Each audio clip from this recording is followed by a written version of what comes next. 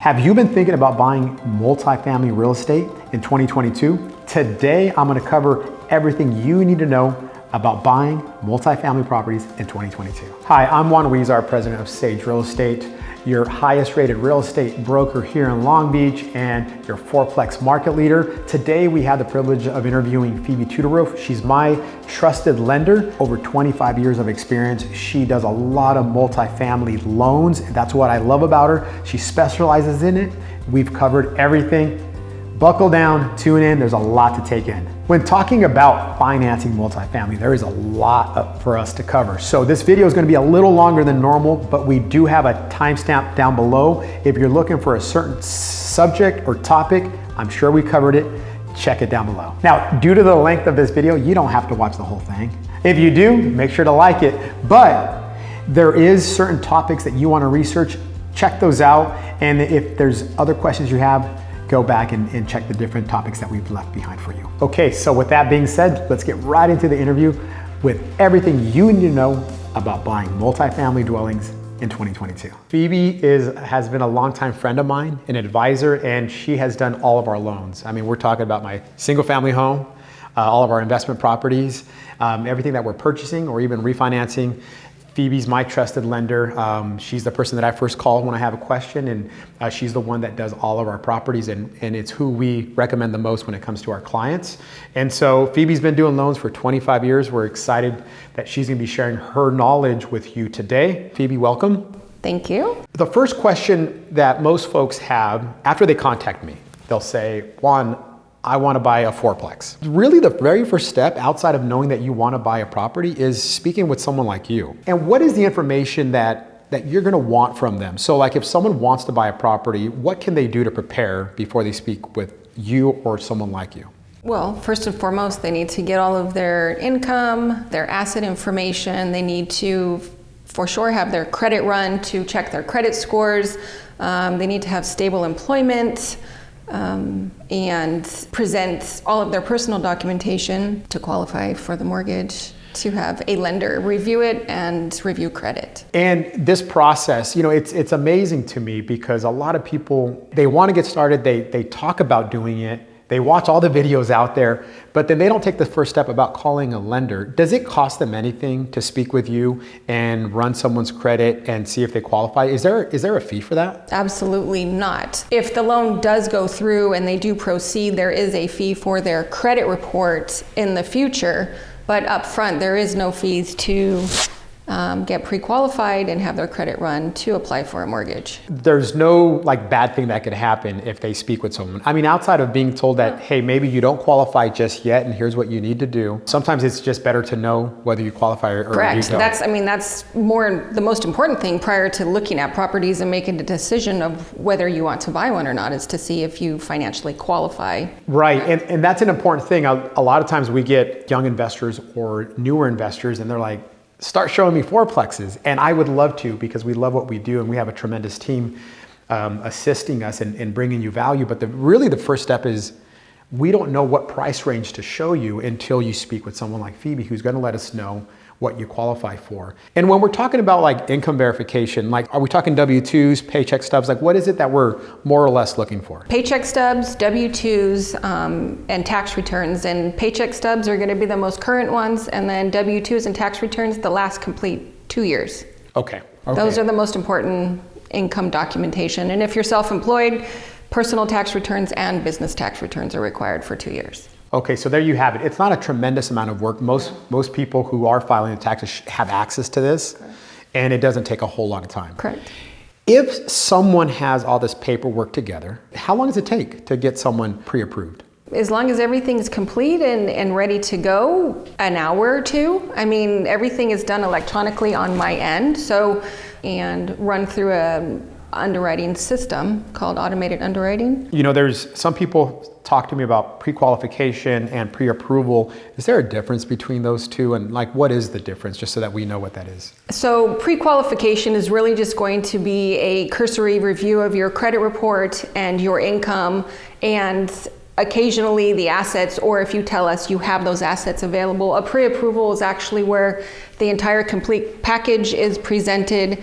It's reviewed by an underwriter, a third party, who issues a written loan approval based on the documentation submitted. So there is two things. I have all of the abilities of underwriting to make those decisions. Okay. And I do issue pre-qualifications and pre-approvals either way. So, but a pre-approval does require income, assets, credit. Got it. So a pre-approval, just to be clear, is going to carry a lot more weight when we're presenting offers on your behalf. Correct. Okay. Probably the biggest question we get is, how much down payment do I need? How much money do I need to buy a property? Typically 25%. Okay. In the past, Phoebe, I know we were able to do loans with 20% down. Correct. And I don't know if the pandemic made changes to that in regards to investment properties, but most of the lenders that I work with do require 25% down for a 3 to 4 unit property. Got it. Is it possible to buy a fourplex with less than 20% down? It is. However, it typically needs to be owner occupied, and it is no longer an investment property, meaning you have to live in the property. And there are certain guidelines regarding rental income in regards to the property and it qualifying for the lower down payment. Is it safe to assume anything less than 20% down, owner occupied, would that would come under the FHA umbrella? Typically, yes. Okay. So if you've not seen our using FHA to qualify for your first fourplex video, please watch that next. And that's where we really get into the possibilities or the probability of being able to pull that off in Southern California. And you'll find out that it's a little trickier because of a thing called the self-sufficiency test. But that video will dive into that. And so what's the difference between like owner occupied interest rate and like investor interest rate? Is there a big difference? Because a lot of times clients will ask me, but Juan, what if I live in one? Correct. Should my interest rate go down? Like, how's that viewed? Yes. So an owner-occupied property or purchase typically has a better interest rate because it has less risk. An investment property has a higher interest rate, and they can vary about a whole percentage point between owner-occupied and investment properties. And the lenders view investment properties as a little bit riskier than an owner-occupied because you do not live there, and you may be more likely to decide that you don't need it anymore. Got it. Instead of, this is my home and I need to keep this home. Can you give us an example of like, if someone does occupy it versus just having it as an investment, like how big of a difference in interest rate are we looking at this point?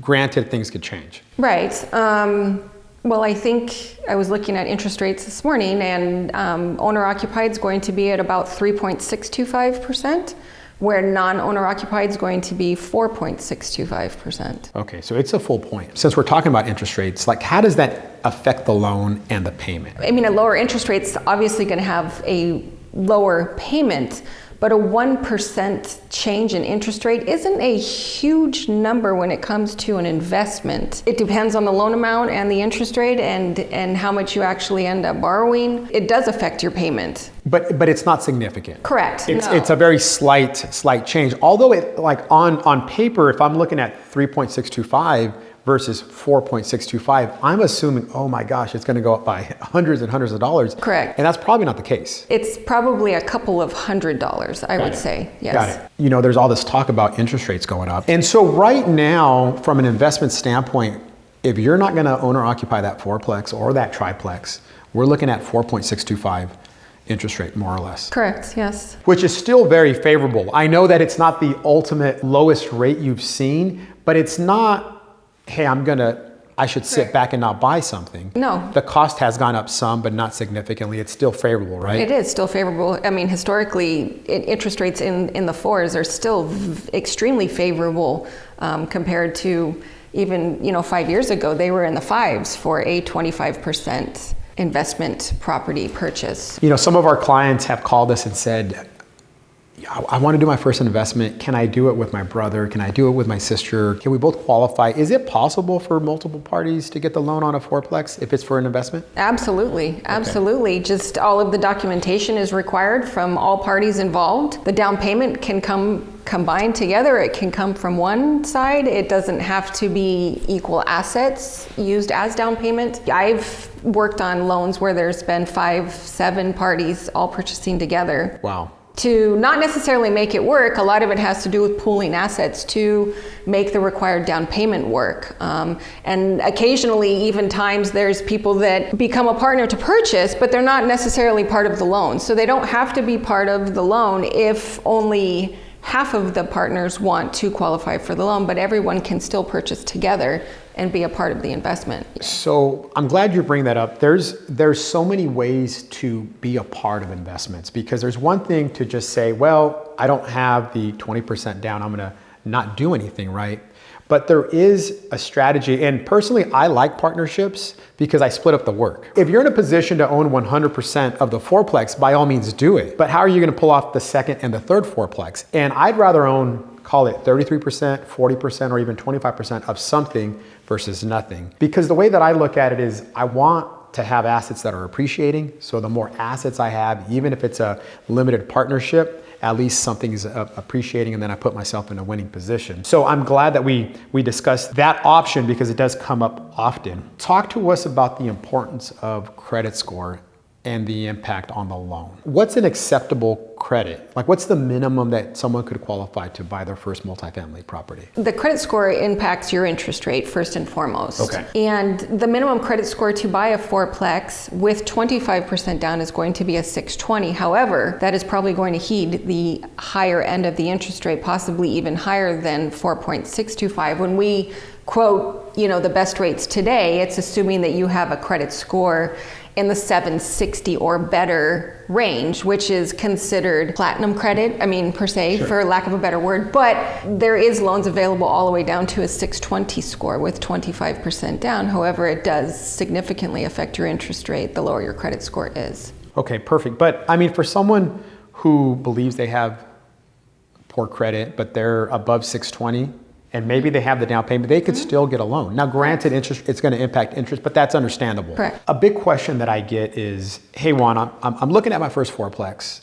Can I use the income of the other units to help qualify for the loan? How is that viewed? Income from the other units, yes, definitely is used to qualify if needed. If it's not needed, a lot of times we won't even take it into account. Mm-hmm. They do bring in a vacancy factor, usually about 25% of the rents from the other 3 units or from the 4 units if it's an investment. Okay. And they use it in your income qualifying to purchase the property. So yes, it is. And they use either a factor of market rent, or when the appraiser goes out and determines what the actual fair market rent is, they'll use the lower of the 2, mm-hmm. Depending on what needs to be used to qualify, if any at all. Before I move on to our next topic, I know some of our viewers are going to point out that it is possible to buy a fourplex or a 3-unit building with 0 down, which brings me to VA loans. Talk to me a little bit about VA loans. I know they're popular.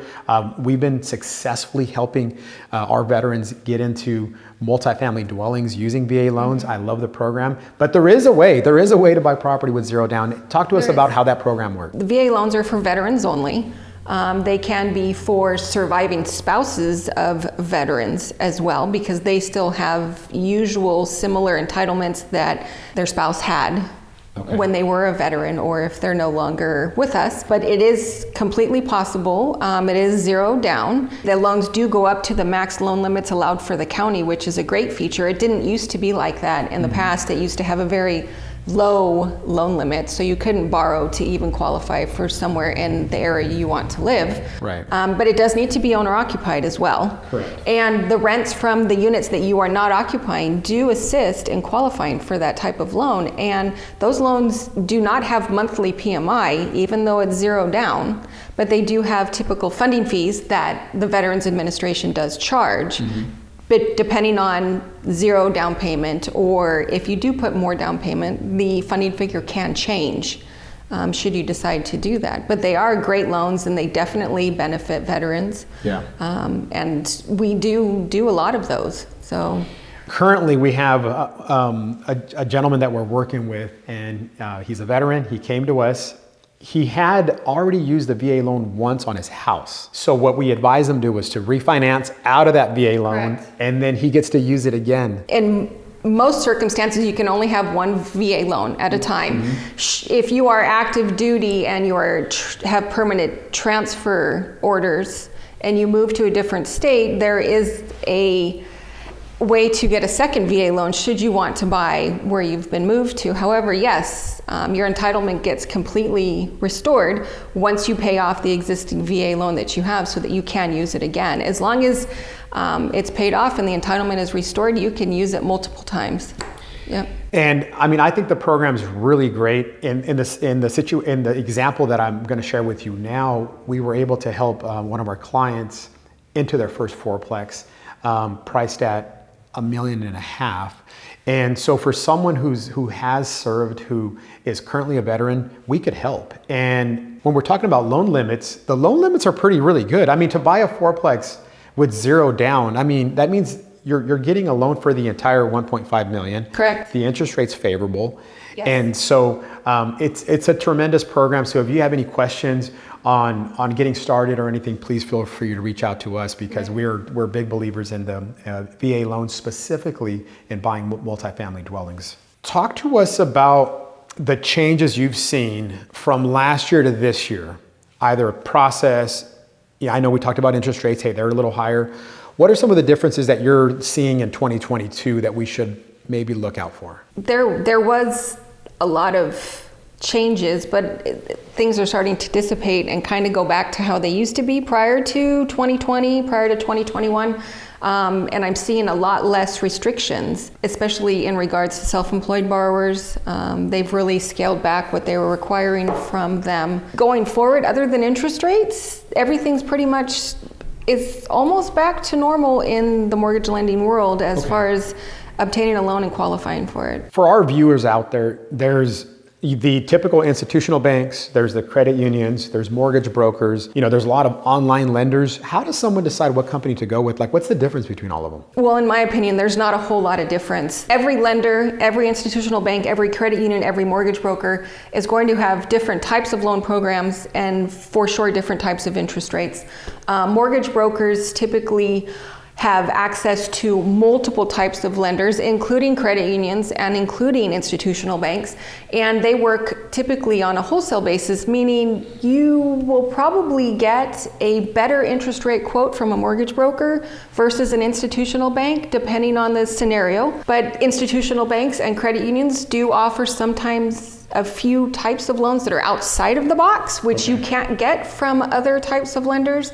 It's all about interest rate and program and terms that you qualify for. Yeah. And it's definitely a benefit to check around with all and see what is the best fit for you and which lender is going to give you the best interest rate quote based on your scenario. So just to kind of clarify, when you're a mortgage broker, you have the flexibility really to go check with all the banks, right? Correct. So like you could check with all the institutional banks. Correct. You could check with all the credit unions. Correct. And then at that point, you probably go with who gives you and your client the most favorable. Exactly. And just to be clear, Phoebe is a mortgage broker, and so she does have that flexibility to be able to really put you in a winning position. Because at the end of the day, everyone wants what?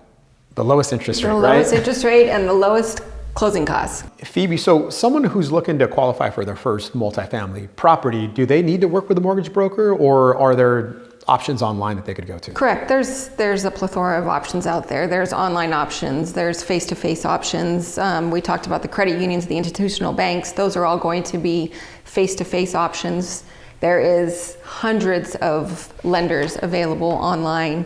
I'm sure everyone's seen the commercials on TV. Sure. Mortgage brokers have a little bit different of the options of looking at multiple lenders at the same time instead of going directly just to one lender that may only give you one interest rate quote, where a mortgage broker is going to give you multiple options with different types of loans available, as well as different types of interest rates, possibly different types of down payment, less or more, and maybe more favorable terms. So it definitely is in your benefit to seek out what works for you, whether it's a mortgage broker, an institutional lender, or a credit union, Sure. or an online lender. Yeah, and that's what we recommend.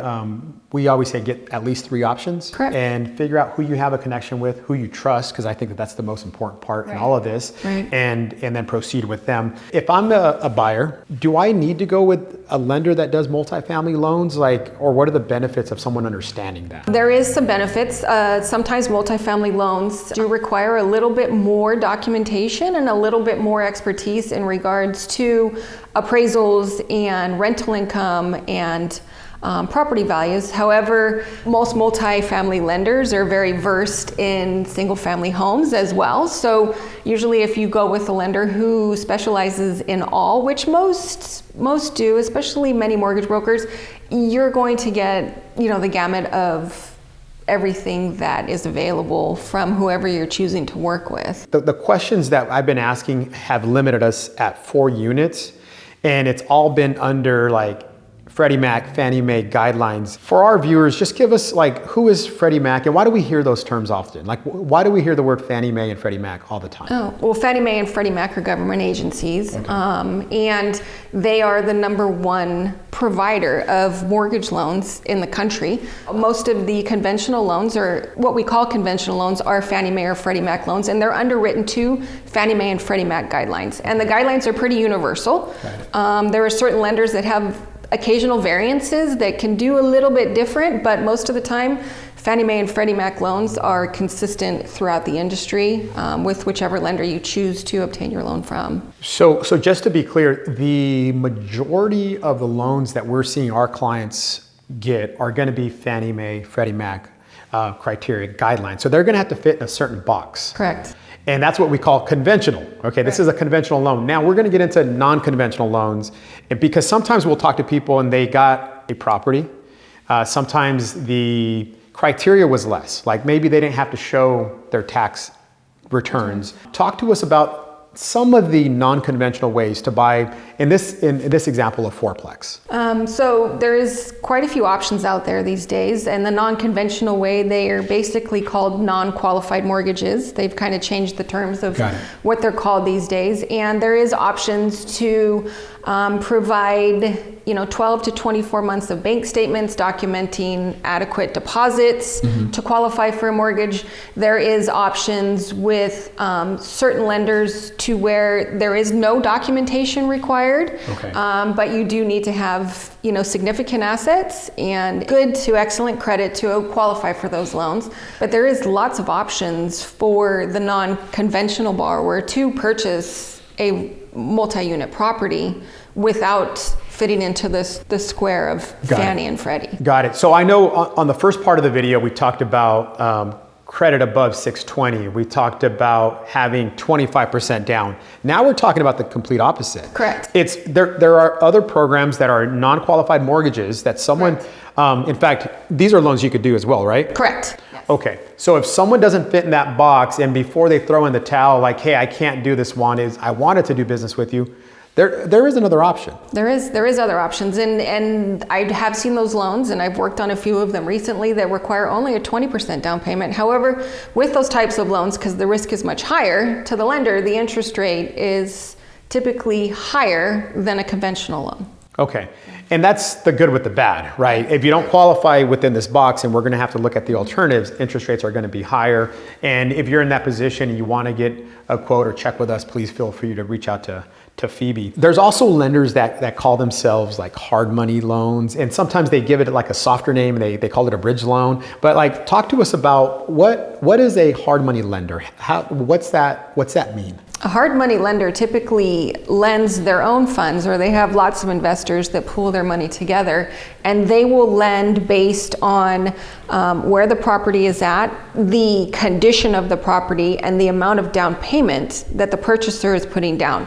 They're typically the highest cost of loans. They typically carry the highest interest rates. However, if you have, decent credit, the property's in a great neighborhood, it's in great condition, and you have a significant down payment, hard money loans are available. with no documentation other than you coming up with the down payment to purchase the property. Okay, so like in that situation where it's a hard money, how much of a down payment are we? I mean, it has to be more than 25%. Right. down. Well, and every scenario is different. So hard money loans are treated case by case situation where everything is evaluated. Again, the property type, where it's located at, the condition of the property, and the borrower. I've seen them as little as 20% down. Okay. However, most of them require 30 to 50% down.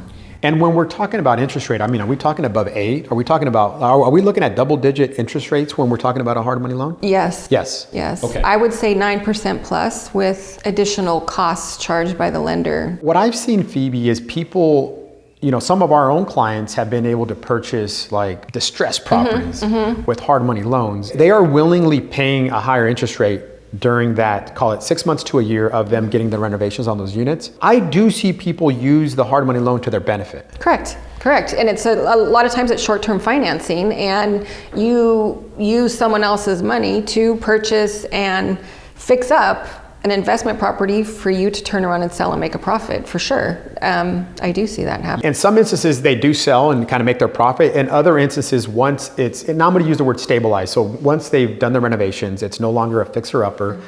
They've leased up the property. Then they go and then they get a conventional loan that's more favorable. So mortgage, maybe they go from like 9.5 interest rate down to the, in this case, it'd be 4.6. So those are options. Does Juan recommend them? I would say if you have experience, then yes, because a short-term loan comes due, and sometimes it's 12 months, sometimes it's 24 months, and before you know it, that comes due. Correct. And you have to pay it off. Right. And so for someone with experience, or if you're going to partner up with someone who's done it in the past, I think it's a win. I've done them myself, but it's a little bit of a gamble. It is. In some instances, it makes sense, and you could put yourself in a position to net the proceeds off of that. Correct. Another option, probably the fourth or fifth option at this point, is let's talk about like private loans, or what I would call seller carried notes. Like, let's talk about both of those and give people kind of the good and the bad of both of them. So a private party loan would be someone that the purchaser knows, possibly, or maybe even a connection through a friend of someone who needs to invest money. And obviously having a mortgage loan or financing a property for someone gives you long-term income. You can obtain that financing where the connection that you have becomes your lender, and they finance the property for you. So they put up the funds, they carry the note, you make your payments to them, and it is definitely an option. But you need to have the connection. Correct. You need to have the connection, and you need to know someone that has the assets and is willing to do that. And typically, I do see a lot of private party loans that are short-term as well. So someone who has significant assets is not going to want a 30-year mortgage. They're not going to want their money sitting out there for 30 years. They're going to want something for 2 years, 3 years, maybe 5 years, and then it becomes a balloon where you need to pay it back at the end, or it's a short-term note. Right. Those are possible, but you do have to have the connections, and you have to have someone who understands how it works. So let me give you an example of one that we did. Now, granted, I've been doing this for over 20 years. So now I've got to the point where if I find a good deal, and in this scenario, we needed $500,000. So we needed $500,000. And someone lent us that money. Now, it was a win for us because we didn't have to pay points, and we didn't have to go through that hard money lender person. Right. That person secured their money by having title on the house. Correct. And then we paid them, in this case, I think it was 6 or 7%. Monthly. Okay, so their money was making them money, and then it allowed us to purchase that property, put it in a position where we could resell it for a profit, and then everyone wins. So that's private money. That means someone has to know, like, and trust you and have so much faith in you that you're going to pull this off. So is it possible? Yes. Can you do it right out the gate as a first timer? Possibly not, but if someone believes in you, it's definitely possible. Sometimes what happens is, and this is something that I've seen, is that for you folks watching this, after you do your first duplex, your first triplex, your condo, and you 1031 into more units, you get experience. You're actually doing it, and you realize you could do more. And that's the beauty of just getting started, is you realize you could do more. Now that you know you could do more, people will pay attention. And sometimes people will come up to you and say, I have $1 million or I have $250,000. I don't want to go be the investor, but I will go lend or I'll invest with you. So Correct. That's private money.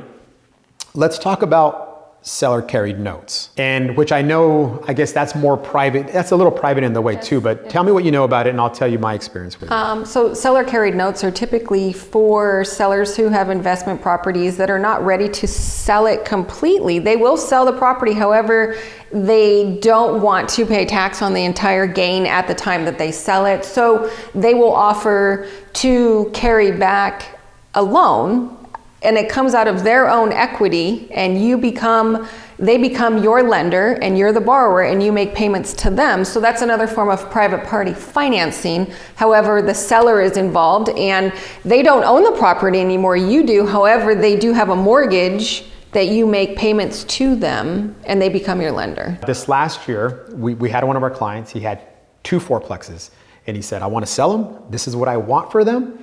And I will only do seller carried notes. So you might be wondering, why would he want to do that? This specific person did not want to pay taxes on, call it $1 million. No one wants to pay taxes, but this is one legal way that he could do it. If he were to sell it traditionally, he gets the $1 million. And if he doesn't reinvest that, he's paying taxes. Well, he's up there in age. He didn't want to reinvest. He didn't want to go out of state and find something new.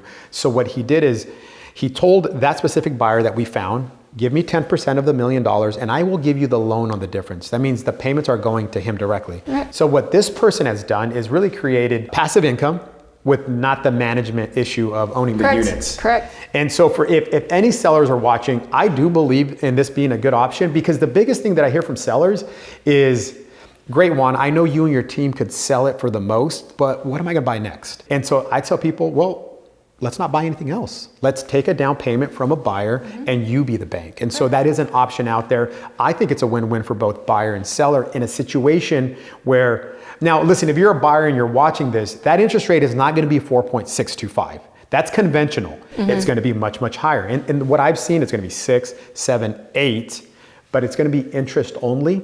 And it could potentially work on certain situations. Of course, we're here to advise on whether it's a good or bad idea. Right. How many loans can an individual have in their name? Is there a limit within the box of Fannie and Freddie?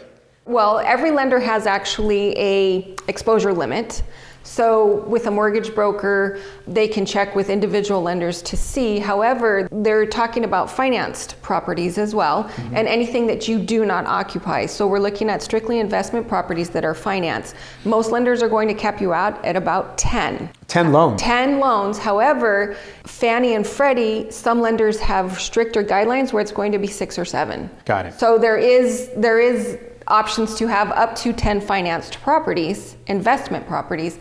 However, each individual lender that may have a better interest rate or not as good of an interest rate may have more flexibility in how many finance properties you can own. Got it. One of the reasons that I push for the conventional or the traditional Fannie and Freddie type loans is that I love to have 30-year fixed financing, because in the past, we do have cycles in the market. And what I don't like is when the market does take a dip, the adjustable rate loan goes up, and then that borrower puts himself in a tough position. So when we're talking about, conventional and non-conventional, I'm a big proponent.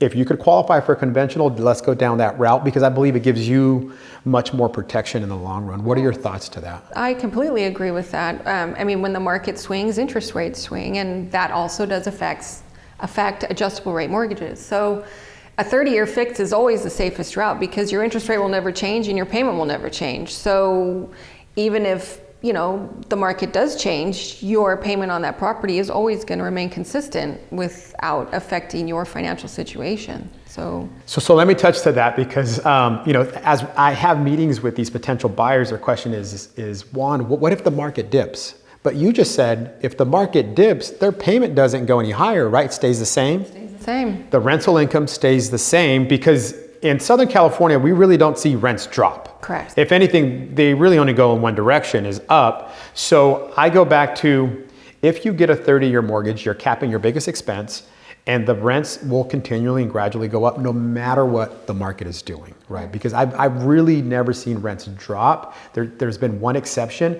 but it was a very small dip. So overall, you could count on a 30-year mortgage staying the same. That gives me a lot of comfort, me as an investor myself. And when I recommend to people, like, please get a 30-year mortgage. Sometimes we do have investors that get really familiar with all these programs. They could stomach the risk. And they're like, hey, Juan, I understand, thanks for your recommendation, but I'm gonna go this non-qualified mortgage. It fits my situation better. If you have experience, I'm okay with that, but not for the people just getting started. Correct.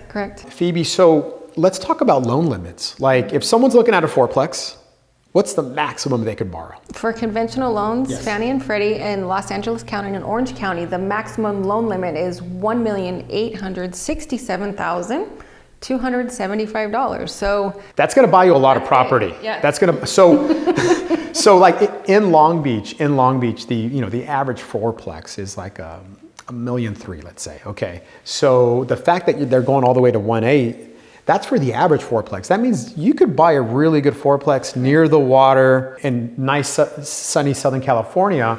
I mean, that's a large amount. that is a large amount. That's a new increase that was implemented for 2022. Okay, so that's one of the new changes. Yes, okay. One of the new positive changes. They Awesome. did increase loan limits for 2022. Yes. For the folks out there that already own units, is this a good time for them to refinance? Maybe the interest rate's high. Yeah, I mean, if they got their loans a few years ago and they haven't, already refinanced, for sure, because they probably, number one, have a lot more equity now than they did when they obtained those loans, meaning they have a much lower loan to value, which can positively affect your interest rate, of course. And if they're willing to hang on to these properties and keep them, and these are, long-term investments, of course you need to refinance and still take advantage of interest rates that I still consider low historically. But I always recommend to take a look at all of the loans that you have, see where your interest rates are, where your payments are, how far you're into that mortgage, how much time you have left on your existing mortgage, and see if it makes sense. But those scenarios are all available with quotes for interest rates and, even what the long-term cost would be by refinancing. Got it. And I'm going to suggest something. A lot of folks have purchased a property a long time ago, and they got it for a really good price. It's gone up, and they stopped looking at what their interest rate is because the payment looks so small, and Right. it is small. It is small. But so let me give you an example, and I guess I'm the example. You are. I was have an investment property, and I was so busy with our business, I didn't realize my interest rate on that one was 6%.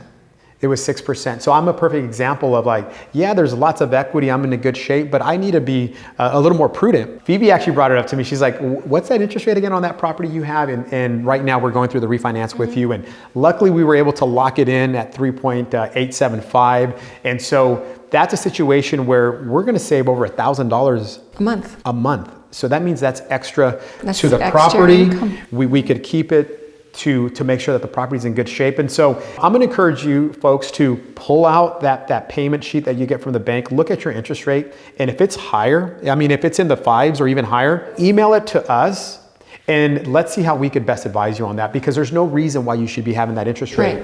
Right. And what Phoebe said is, what are your goals with the property? And if it's like, I'm gonna own it to the very end, or I'm gonna own it and it's gonna go to my children, great. That's exactly why you want to refinance it and take advantage of these low interest rates. Well, and there's also the option of borrowing some of your equity and reinvesting it into another property should you want to purchase something else.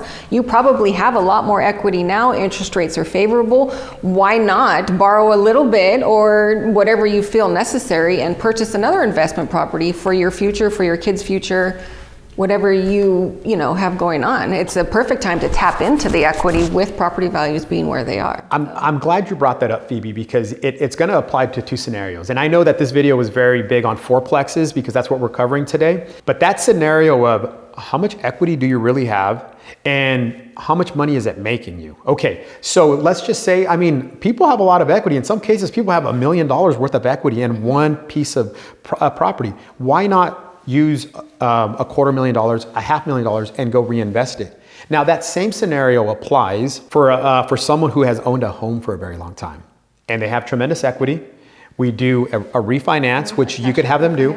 Then you contact us and we go place it. Because what I tell people, when people own one property, they're like, I can't believe that I bought it at 500,000 and now it's worth $1 million, right? So I hear this all the time. And I'm like, imagine if you had 3 of those. Right. Imagine if you had 4 of those. But all it takes is a little bit of knowledge, speaking with someone like you, right. Chatting with me and getting my advice. But like what we call that equity that's sitting in your property, we call that lazy money. Because, and I'll tell you why, you want your money making you money, right?